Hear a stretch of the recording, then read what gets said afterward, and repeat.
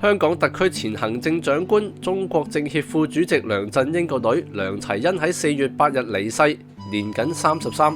好一批市民喺網上表達願死者安息，亦有部分網民認為女兒出世係對梁振英嘅報應，表示慶賀。細心諗一下，就可以發現政治人物家屬嘅禍福唔值得牽動任何人嘅心情。呢條片唔作道德判斷，例如指斥為死人鼓掌係涼薄，或者壞事做盡而受報應，理所當然。呢條片旨在檢驗慶賀他人之死嘅前提，可以話最終唔可能指明世界點運轉，點樣看待生死最精準，以致惡人最終會唔會受懲罰，而係指出我心目中嘅惡人嘅親屬死去係值得歡喜嘅事。呢種想法未免自作多情。首先考究一下報應說，呢個涉及宇宙論，幾乎人言人殊，各自表述。有啲人為惡人親屬離世歡呼，認為報應來臨，而惡人承受嘅結果合乎旁觀者意願，所以值得高興。背後假定世界有具意志嘅主宰，而佢嘅裁決同人所認定嘅善一致，所以善惡到頭終有報。呢度已經見幾重假定：天地有主宰，主宰懷意志，意志屬善良，善良見裁決，報應依善惡。以上假定唔可以推翻，又唔可以完全證成。就算後退一步，暫且認可報應論，惡人家屬之死係咪對嗰個人嘅惡行相應嘅懲罰呢？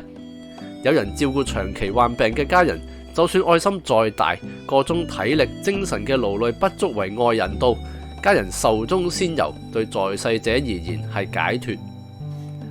報應論難以自圓其說嘅另一點係，無法衡量常人所認定嘅報應同惡人所作嘅業相稱。頭先提過，死可以為家人釋去重擔，一死了之，有時比半死不活輕鬆。偶爾傳嚟一啲唔受歡迎人物高壽離世，有人拍掌叫好，又話係果報。但係如果認定嗰啲人惡貫滿盈，似乎長命百歲而百病纏身，先至同佢哋生前殘害幾多生靈勉強相對應。嗰啲毒夫在世日期終結，悄然離去，甚至被政治清算，一槍斃命。如果相信上天有靈，咁樣反而優待佢哋，可以話死得太舒服。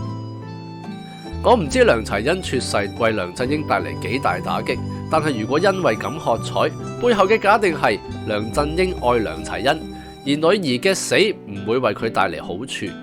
類似嘅推論常見於其他唔受歡迎人物嘅家人離世嘅時候，大眾嘅反應。但係嗰啲人之所以搞到公眾反感，家人自殺等，應該係重視世位富貴多過家庭人倫。佢哋甚至可以喺家人遭逢不測嗰時，喺社交媒體發布公關文章，似乎置個人利害先於家人。咁樣旁人圍爐舉杯，喪家或者不痛不癢。當今社會網絡世界其中一項重要功能係娛樂消遣、排解情緒。網民就係憎某啲人物，佢哋遇上困厄，好似頭先所講係有多重假設嘅，乘機高興一輪。如果唔係喺異常高壓嘅社會裏面，根本唔可以生活落去。咁樣當然值得體諒嘅，只係仍然可以稍為企高一啲，理解所謂取樂基礎係乜呢？當唔受歡迎人物遇上所謂報應，我哋握手稱慶，會唔會成為習慣，直至慣於投射情緒，但係或者只係自認高興，對對方無損呢？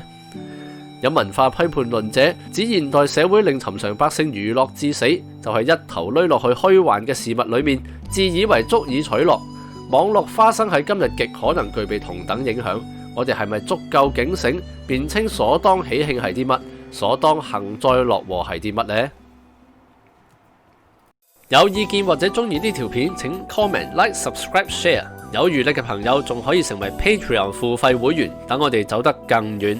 我哋下條片再見。